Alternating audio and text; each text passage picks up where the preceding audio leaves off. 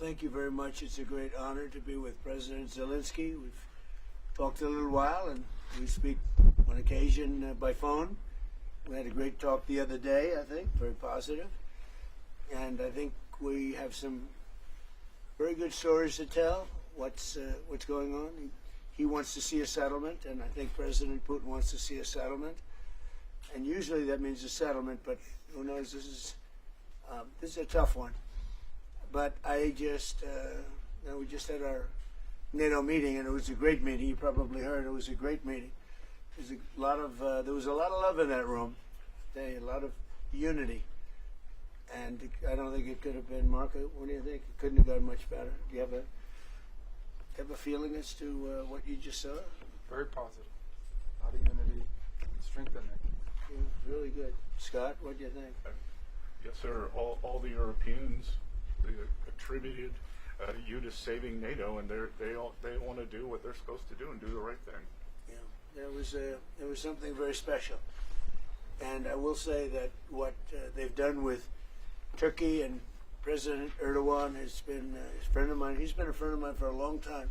Strong man, good man, and he's done a fantastic job. Every road, everything's perfect. He's from the airport to the destination, everything's been perfect. So we had a really good meeting, and we thought this would be a good time for President Zelenskyy and I to meet, and we'll see what we can do. But we've actually developed a good relationship. It's hard to believe, right? From the Oval Office to now, I think we've developed a very good relationship. And this is not the end. No, this is going to be the beginning, maybe. Yeah. Just the beginning. And you know, the country has a lot of future. It has such great land, such great assets, such great people. And you have a lot of people. I was with a group in Poland, and you have a lot of people in Poland, and which is a terrific country with a really great president. I happen to endorse him, and he's doing a very good job. And they were saying they love Poland, but they really want to go back. You know, you're going to get a lot of people back when this is over. They left some, and they're all. I think they're going to come back. A big percentage are going to come back. So we're going to have a good talk, and we're going to see how it all goes. And Mr. President, would you like to say something? Thanks so much, Mr. President. Thank you very much for this meeting, and we are very thankful, as always, to your support, American support, bipartisan support. Thanks for the invitation to this summit, and I think that I agree with you. We have a lot what to discuss and what to speak about, and of course we are thankful for the Pearl program, and we want to share with you some details what we want to raise during our meeting. Air defense is the priority. The second point, or maybe the first, about negotiations. Right. I think yes, we understand what to do. It's our estimation what to do, how to bring peace, and I hope that we will do. I'm sure that you will do everything to stop this war. Yeah, and I'm very happy that our side began to work on drone deal, and it's very good beginning. And I hope that today I will have possibility to also to discuss with you some very important details. Thank you so much. Well, we've settled a lot of wars, and this one is the one that I thought maybe would be the easiest. But Putin's a difficult character, and this guy's a difficult character. It's not the easiest thing, and there's a lot of commitment, and there's a lot of love of the countries and everything else. But I think we've made a lot of progress in the last couple of weeks, and we'll see how it all goes. So, do you have any questions? With the Iran ceasefire possibly over, can we expect the resumption? Well, I just think they are behaving very badly, as they have for 47 years. And, you know, we hit them hard last night after they launched a couple of, you don't have to know about this, you got stuff on your mind, but they launched a couple of drones and one rocket, one missile, and at ships, because they were in the strait, which they have every right to be. And so we hit them very hard last night, very, very hard. Probably hit them hard again tonight. I'll give them a little warning, we're going to hit them hard tonight. But we'll see how it all works out. No, I'm not happy with them. You know, it's like For instance, we'll have a meeting and we'll talk about the denuclearization of Iran, because that's what the war is. It's not a war, it's really the denuclearization of Iran. And we'll have a meeting and we'll talk about just that. Just because my whole thing is not about regime change. It's not about, although I think it's regime change when you knock out the first group, the second group, and now you're the. I think that's maybe the ultimate regime change. But that's not what it's about. It's about we don't want them to have nuclear weapons, and it's denuking or denuclearization. And I think we've made a lot of progress. And they'll get out of the room. We'll talk about it like we're here. They'll agree on everything, and then they'll go and have a news conference and say we never even talked about it. They're cuckoo. There's something wrong with these people. And for 47 years, they've been the bully of the Middle East, and they're not the bully anymore. They're not the bully anymore. And all we want, it's very simple. They can't have a nuclear weapon. That's what I'm there for. Because if they did, they'd use it, and we're not going to let that President happen. Trump, sir, Daniel? you've made a career making deals in very challenging situations. Speaking to President Zelenskyy, speaking to President Putin, in your view, sir, what is the most pragmatic pathway forward to finding a long-term peace deal? I just think they're going to make a deal. Look, this deal has been in the works for a long time. It's got the pluses, the minuses. They know what it is. He knows what it is better than anybody. And I just think it's sometimes, I used an analogy, and it sounds simple, but it's sort of true. You have two kids in a park, and they don't like each other, and they start fighting. Sometimes you have to let them fight, let them see that it's tough. It's tough. Fighting is tough. And he's done an amazing job. Look, he's been very effective. Now he's had the best equipment because he's had our equipment, and he's had great. But somebody has to use that equipment, and you have a lot of brave people that are using that equipment. And Russia, it's a big country, but it's a big force. Russia's always been a big fighting force, so it's. But I really believe it's ready. It's very interesting because you'd almost say it's worse than ever, and maybe it isn't. Sometimes with war, and you study war, and I've studied it so long, for years, long before I did this, sometimes it's when it gets the worst. And I don't know that it's the worst right now. It's consistently bad. They lost 25,000 people were lost, kids, young people, last month.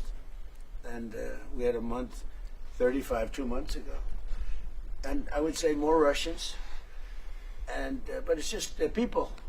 They're people. And there's actually very little difference between the people. I mean, it's like the Russians and Ukrainian people, and they can get along. But it's a nasty war.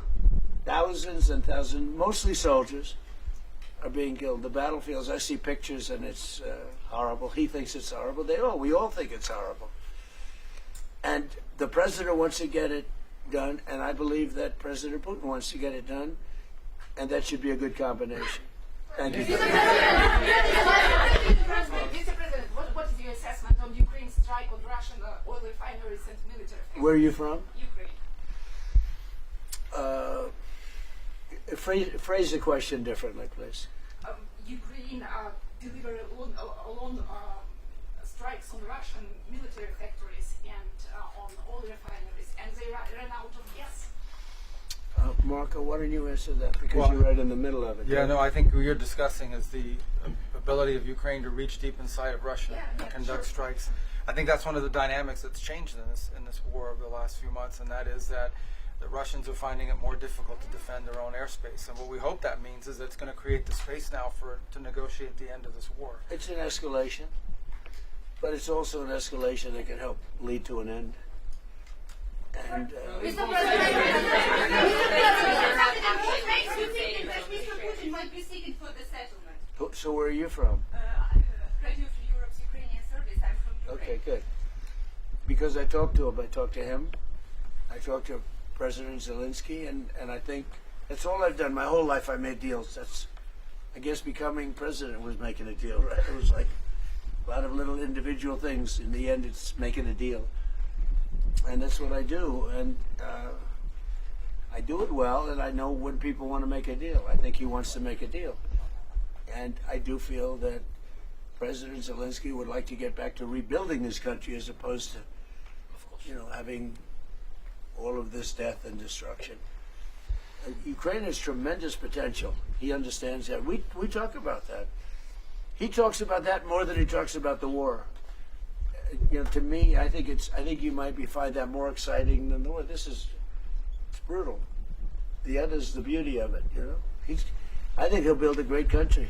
I think he's going to build it. We have a little stake in that country, because we have some land in that country, but we have minerals. It's among the wealthiest. It's among the best land anywhere in the world for rare earth. And we have some rare earth. I look forward to taking advantage of it at the right time. I want to. Look at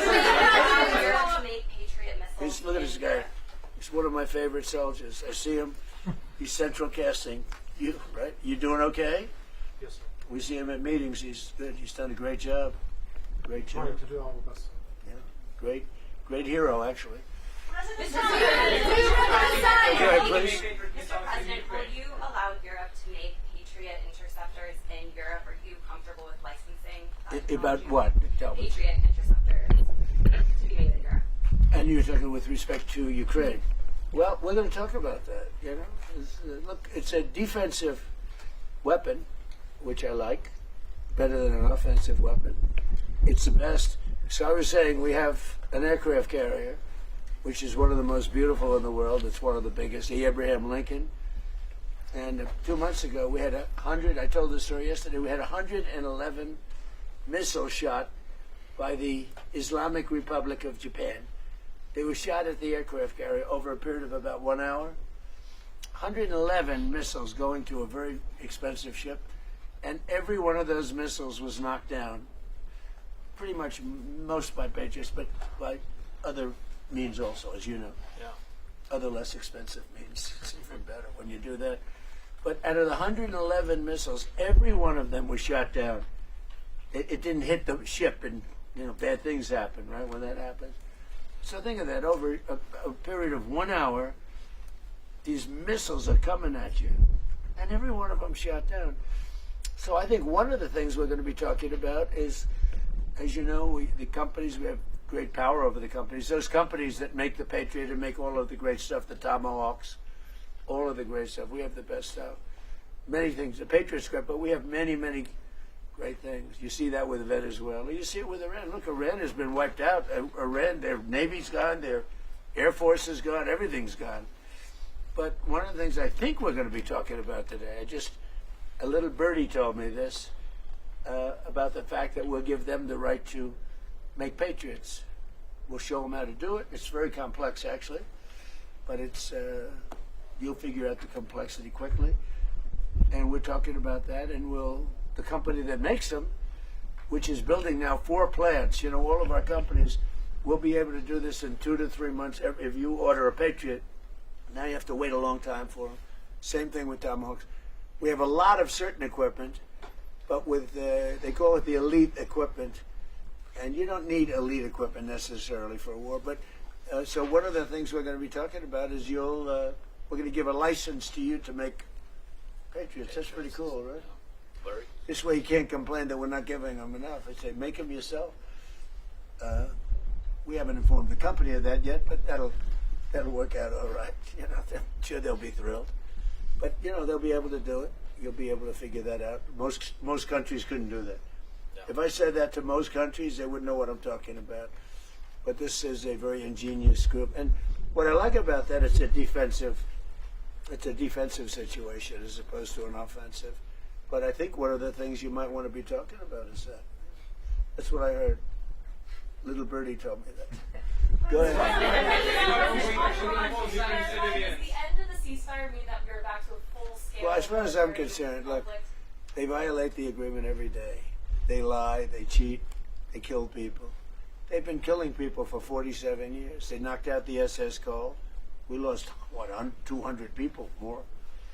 That was a long time ago. For 47 years, no president did anything about them. Well, Obama actually gave them vast amounts of money. you'd like this. He gave them a plane load of money, $1.7 billion in green cash. They loaded up a Boeing 757. Remember the old 750? It was a beautiful plane loaded up with cash. They took all the seats out, and they took all of the cash for Virginia, Maryland, and D.C. banks. They had no money. They took every ounce of cash, put it in, flew it to Iran, and gave them the money. I wonder what these guys thought of when the door opened and cash fell out of this big plane, beautiful plane.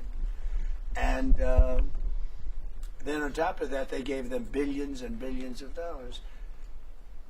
And by the way, they gave it to the wrong country, frankly. You want to know the truth. And it began. That was pretty much the Obama deal. That was one of the worst tragedies that happened. That's what happened in the Middle East. That deal set back that whole situation. They went with, frankly, they picked the wrong country. They picked the wrong country. POC. What a terrible deal. I call it the Obama nuclear waste deal, because what he did with that deal is he caused tremendous hardship in the Middle East. It was a terrible thing to do. And we've been just the opposite. Our deal is a wall to a nuclear weapon. His deal was a road to a nuclear weapon. They'll never build a nuclear weapon under our deal, but I don't know if we're going to have a deal. We may just do it without a deal, because you know what? It's easier. Because these people, they lie and they cheat, and you have an agreement, and they'll go outside. For instance, they agreed, well, we'll never have a nuclear weapon. They agreed. Then they go outside, they have a news conference where they leak that we never discussed the subject. Now, who would believe we never discussed the subject? Because for me, that's 99.9% of what we're doing. It's denuclearization of Iran, okay? So when you ask, our guys can continue. You know, Steve is great, and Jared, all the guys. They know him very well. Yeah, actually, they're working on your stuff, too. I wonder which. I picked two beauties. You know what? We settled 8 wars. I got a couple of beauties here. But Steve's great, and Jared's great. You know, they're the right guys. And we'll see what happens. But I will say this.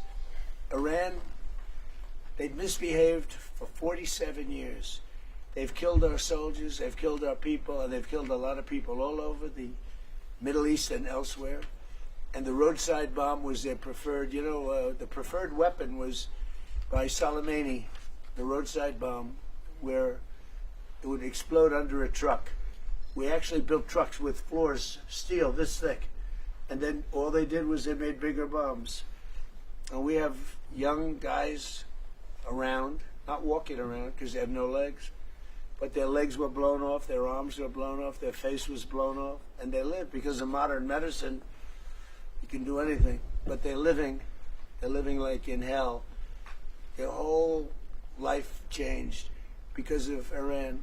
And that was 96% of the people that used that, they were made in Iran. And so we have a score to settle too. Mr. President, you say that President Putin is ready to finish this war. What if he doesn't? Are you ready to put pressure on Russia? Are you ready to Well, we have a lot of sanctions? pressure. We have a lot of pressure on President Putin. You know, I don't think he likes what's going on. I don't think he's thrilled with what's happening. There's a lot of pressure on President Putin to get it done. I think there's pressure on everybody to get that one done. A lot of pressure. What's your security guarantee for Ukraine? The guarantee? Yes, security Well, guarantee for the security guarantee you're Yeah. talking about? I mean, not that we want to do it. We'll do it to save lives. Look, Ukraine's very far away. We have an ocean separating us. What I'm doing is I'm trying to save lives. A lot of lives are being lost. I also think that it's a country with great potential. I think if this kind of brain power can go toward rebuilding the country instead of fighting a war, I think that country is going to do fantastically well. And likewise, Russia, look, they're devoting a lot of energy you have a question for President Putin, please? President, do you have a question for President Putin? Not Zelensky, Putin. Yeah, what would you like to ask him? Because I'm going to ask him that question. I have a question. Last year you called Russia a paper tiger, referring that they're not doing Who did I call? I photographed the Ukrainian media. No, give us a question, not for Zelensky. Give us a question for Putin. Because I'm speaking to him today, Putin, and give me a good, hard question. when will he end this war? That's a good question. I don't think I've ever asked him that question. I'm going to ask him that question. President, what's the status of a drug deal between the U.S. Say and it. Ukraine? What's the status? By the way, I will tell you, though, he's going to tell you that he wants it ended as soon as he can end it. He wants it ended. He wants to end it soon. And I ask him, and we talk. I talk to him a lot. I talk to him a little bit less, but the relationship is very good. But I talk to President Putin a lot. He wants to end the war. And a lot of people don't. A lot of people don't believe that. I'm What's the telling you. status of a drug deal between What Ukraine? are President Putin's conditions for ending the war? Well, they were certain conditions that were a little bit different. I think they're changing. I think they're probably getting a little bit better toward some of the things that you'd like. It's been tougher in Russia. It's been a lot tougher than it was supposed to be. I mean, in all fairness, this was supposed to be this is a war that would have never happened if I were president. Would have never happened. You'd have a full country, you know. I mean, just a shame that it happened. But no, this is something that I think Zelensky wants to do and Putin wants to do. They want to get it done. Ask the president that question. Ask him. Пане президенте, ви знаєте, на яких зараз умовах Володимир Путін готовий завершувати Україні? Go ahead. No, I don't know what I don't know what conditions Putin now wants for this peace. So I think that they are changing in any way, because at the very beginning of full-scale war, he was stronger, and now I think he is losing initiative on the battlefield. I think his army, but that's why I think that because of technologies, because it's not the question now of number of people. People, our heroic people, are very important, but now it's not the question of only number of people. First of all, people and technologies. People with technologies. Now I think that we have better steps, technological steps further than Russia, maybe quicker, because they produce a lot of different things which are tough, strong against us, but we are quicker, and that's why I think that now initiative moved to our hands, not totally, but moved. We are trying to move this war to the sky from the battlefield. That's why we now began to control the battlefield. This is very important. It's difficult when you have less people to move them back, but we found another way how to do it, to cut their logistic for their army. It's about weapon, petrol, diesel, without massive human losses. That is the difference between us, by the way. Russia is, He's got a lot of support.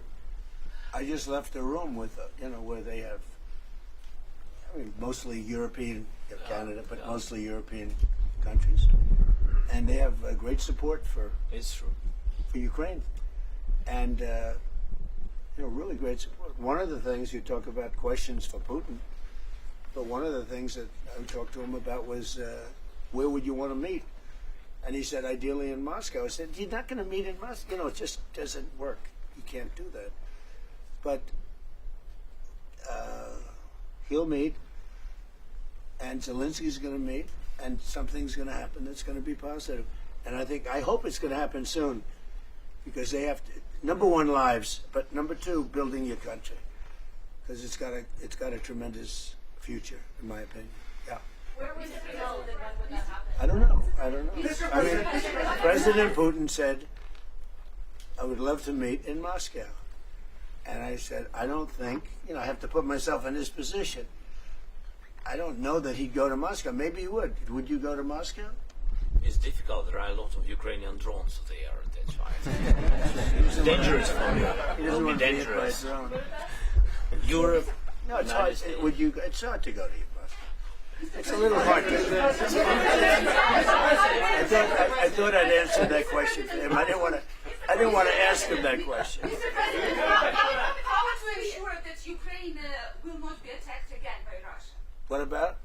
How to make sure that Ukraine will not be attacked by Russia again? Well, look, you mean in the future? You mean after there's an agreement? Well, we're going to work on a security guarantee that, and Russia respects us a lot, and we're going to work on some kind of a security. If we can make the right deal, we'll help Europe. I mean, Europe is going to be watching it, but we're going to be helping them, and we'll work on some kind of a security package that will make sure. I don't think that's going to happen. I think that if we make a deal, Russia is going to be very happy, and they're going to get on with other things. They have, by the way, as a country too, they have tremendous potential. They have tremendous land, valuable land that they can do things with, and they have tremendous potential. But I don't think it's going to happen. I don't see, that question is, oh, they're going to attack again. I don't see it at all. I think they've had it. This has been going on for almost 5 years, right? Yeah. Who would have thought? I mean, it's a tribute because it's a bigger country, strong country, and it's an amazing tribute. Anything else? With the Patriot missiles, President Zelenskyy has said that Ukraine needs Patriot missiles now. Over 50 Ukrainians have died in recent airstrikes just in the last few days. So in addition to these production licenses, which will take time, would you consider Not that much time, Would actually. you consider providing any to Ukraine immediately? We have Patriots, but we don't have that many. We need them for ourselves too. You know, some, yeah, I mean some, but I think they can produce them pretty quickly. Once we explain it, we'll bring the company here. You work with the company. They have a great ability to produce weapons, pretty complex weapons. Will you go to Ukraine? Will I go to Ukraine? Will you go to Ukraine? I would, yeah. When it's over. When you want to reach I'd rather have the war be over. Yeah. Do you have any I'm not deadline? sure Secret Service would be thrilled right now. But you know what? I would like to go. I think the people are incredible, and I mean, like Kiev, it would be nice to get it before any more damage is done. To be honest, it's such a beautiful city, right? And yeah, I would go to Ukraine at the right time. Do you have any deadline? Do you want to reach any deadline when you want to reach a deal between Ukraine and Russia? Do you have any deadline in that regard? No, I don't have a deadline. You can't have a deadline. It's it's too much going on. But I think you're going to have a deal. I think I've been very good.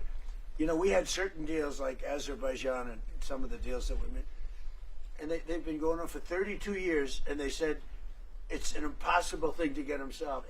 Eight different deals. Even in the Congo, it was. Think of it. You have the Congo and Rwanda. That was 14 million people dead. A lot of them with machetes. It's a horror. We got that one solved, or it flares up every once in a while, I must say. But we got deals done that weren't doable. But if you look at India and Pakistan, they were at it. We get that. We get them done, and when we get them done, I find that people are not anxious to go back into it. I think we'll have you once mentioned the word security guarantee in the Oval Office. Yeah. And, I think they're going to need some kind of a security guarantee, but we're going to work with them. That's important. I think he thinks that's a very important thing. The security guarantees are very important. And they'll live by it. Partially, the President said about Patriots and licenses. The Patriot system is the best, in the world for today. The best anti-ballistic system. So we used a lot of... That's the best. Yeah, that's the best one. And checked everything during the war. So this is true. So with all respect to other partners, we are thankful for all the systems. Patriots. Well, they had different systems in Venezuela. So Venezuela had systems that didn't work. We didn't have one plane shot down. We didn't have one. We had one helicopter operator who was incredible. He landed it perfectly, and his leg was almost blown off. And we gave him the Congressional Medal of Honor because very few people could have landed that. You land them with your feet, really. more than anything else, and he landed it. He was really in bad shape. And at the State of the Union, we gave him, he was a handsome guy, big handsome guy, but we gave him the Congressional Medal of Honor at the State of the Union. So, look, he wants to get it done, and we're going to get it done. What's the status on a drone deal between Ukraine and the U.S.? And what's that? What's the status of a drone deal between Ukraine and the U.S.? Well, we would buy their drones, and we make drones. We make great drones, but they have an ability to make a lot of them, which is, right, Marco, amazing that in a war situation they make them. They make them in basements. They make them wherever the hell you have a little shelter, even if you don't have shelter, I suspect, right? It's an amazing ability. Very few. Well, that's why I say with the Patriots, they would be able to do it. Most countries would not be able. They don't have the talent. You have very talented people. So, yeah, I think we're going to make that deal. And you know, if we made that deal, we'd have great protection. I love the protection. Think if you had a lot of Patriots, you'd never be hit. And as an example, in Kiev, where they get hit with missiles, those missiles, like what I said about the Abraham Lincoln, the missiles would be shot down. Yeah. So, and I think you'd start making them pretty quickly. Right? You like the idea? No, it's a great idea. I think everybody likes that We one. need it. Yeah. As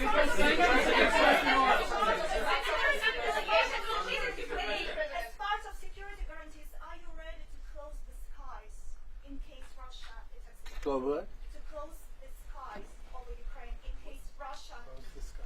It's been that As a part of air security defense guarantees, and jets are you ready when to you close use the jets. no-fly If it's necessary, yeah. I mean, look, I tell you, when we have a deal, we're going to have a deal. Security guarantee or no security guarantee. If we have a deal, we're going to have a deal. We're not going to have to worry about what you're saying. We're going to have a deal. I think if we come to a solution, which I think we will, we're going to have a deal. Now, we want to make sure the deal sticks. Some people don't think it will. I think it will. I'm sure it will. I'm not sure it will with Iran. If we make a deal with Iran, I'm not sure that will stick.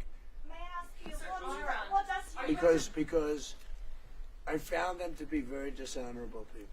Yeah. Are you going to reimpose the I don't find that with him, and I mean, I don't want to upset him, but everything I've done with President Putin has been okay. It's been good. He's going to say, oh, but yeah, I would expect you to say that, but it's good. I don't think anything's going to be broken, and we're going to do a security guarantee in case it is. But with Iran, 47 years, this should have been done by another president a long time ago, or somebody else, another country.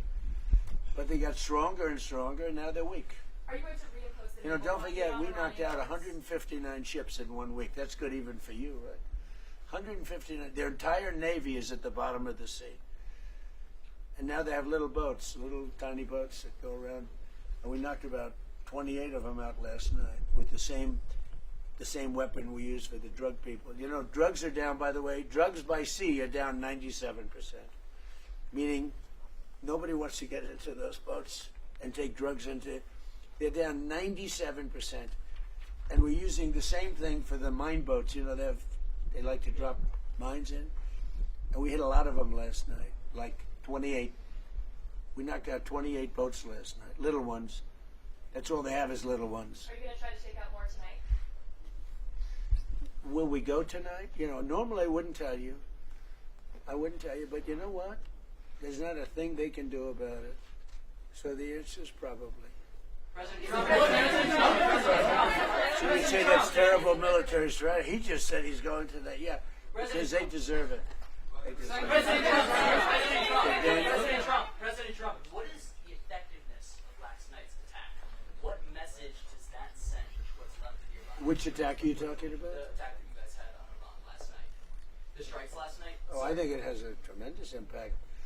Well, first of all, we took out additional, you know, they were trying to rebuild their radar, and they had about 60% built. Now they have to start all over again. Look, we're not attacking at the highest level. The highest level are the bridges, which we can knock down. I would say in one day we knocked down every single bridge in Iran. There's not a thing they can do about it. Their electric manufacturing facilities, right?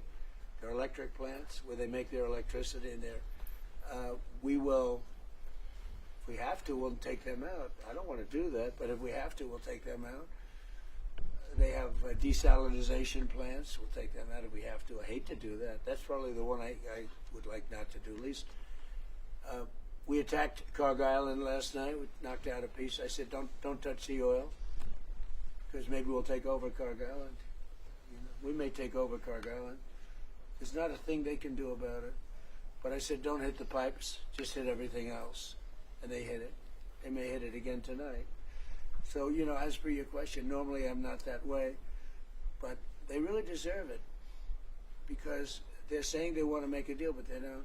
You know, they asked for a timeout. They wanted to go to the funeral of Khomeini. And I said, give it to them. And they start shooting missiles.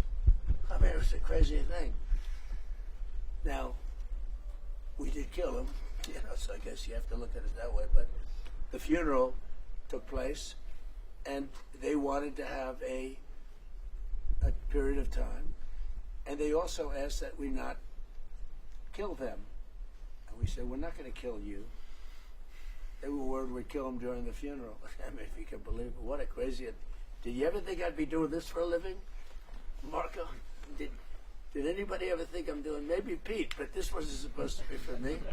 Pete loved this stuff from day one. But they said to us, please don't kill us during the funeral. I said, I won't. And we didn't do anything. In fact, we made it safe for them, actually. And what happens? They try and knock out two ships, the Saudi and I guess Kuwait, right? Kuwaiti? Oh, no, Qatari. In addition, really three. So you had three of them.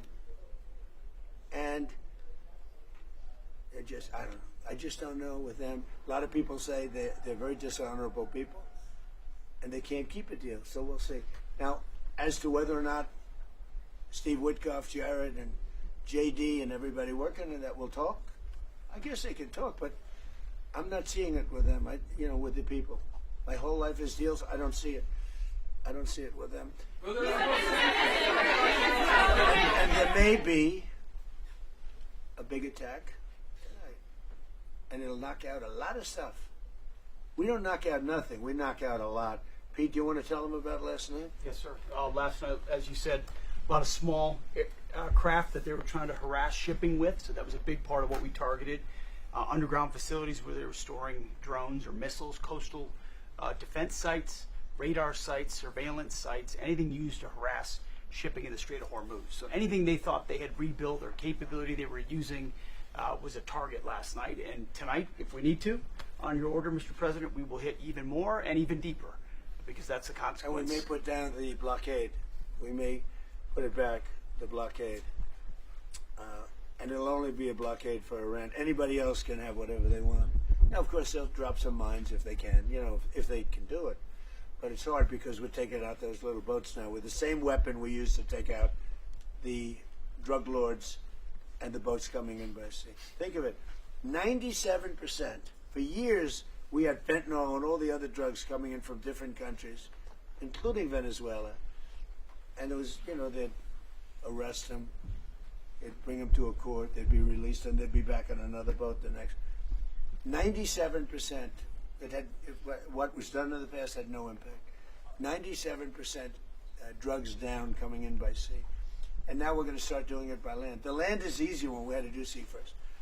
And nobody, I think the 3% of the people that still do that, I think they're the bravest people in the world.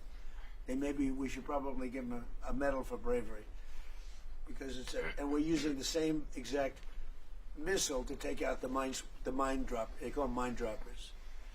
But we have minesweepers, and one of the things that came up today is that European nations, the NATO group, they're sending minesweepers. We don't need them now. We have pretty much the mines that cleared up, but they'll probably drop some more. They're evil people. They're sick people. They're mentally disturbed people, and it should have been done 47 years ago. Thank you, everybody. Very much. Thank you.